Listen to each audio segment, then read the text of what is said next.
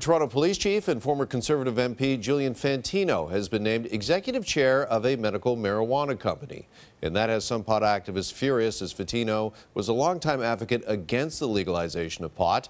One of those who's a little upset about this is Jodie Emery, and she joins me now. Jodie, good morning. Thanks for having me. Thanks for coming in. Now, as a police chief, Julian Fantino, of course, put many people in jail for doing exactly this, for selling pot. As somebody who has been charged and is out on bail right now, what's your reaction to Julian Fantino getting into the pot business? I was sickened to see this, but he's just one of many, many police officers and politicians who are cashing in on cannabis while they fail to apologize to their victims. They don't say, stop arresting people now. They don't have any remorse whatsoever. They just say they want to cash in while letting the government shut down their competition. It's very offensive. Here's what Julian Fantino, who was one time a staunch opponent of legalization, here's what he said. I want to put this up on the screen, what he said in 2004 to the Toronto Sun. I guess we can legalize murder too, and then we won't have a murder case. We can't go that way.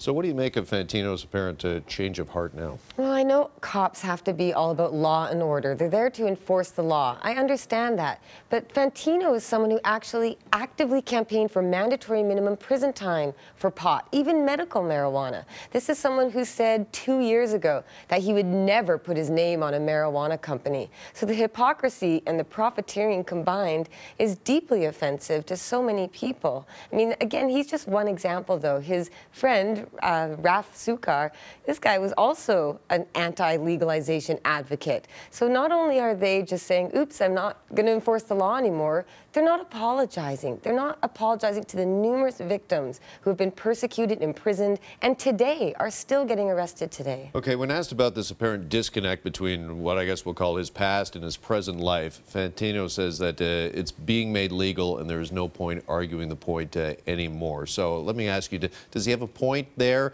and should he not be able to run a legal business if he chooses to do so? Well, we need to talk about what the law means. It makes sense to have murder be illegal. You've got a victim and a perpetrator. It's just like theft and assault and all sorts of crimes with victims. But marijuana prohibition and all drug prohibition creates criminals. It creates a crime. So the government is actually creating victims of a policy. And the hypocrisy here is that he's moving into a business where he says it's not a marijuana business, it's a health services business. Now, they accuse dispensaries of being shady for claiming to be health service providers.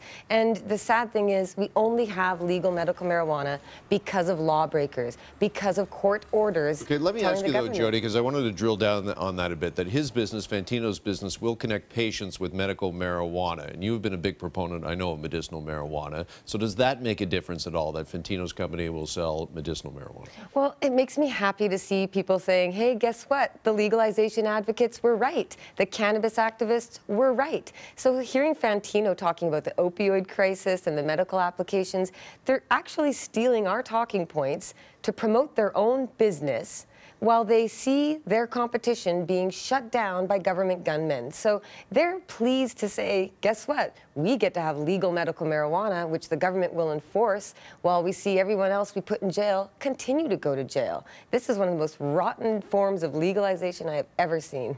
All right, Jodie Emery. Jodie, I appreciate the time as always. Thanks. Thanks for having me.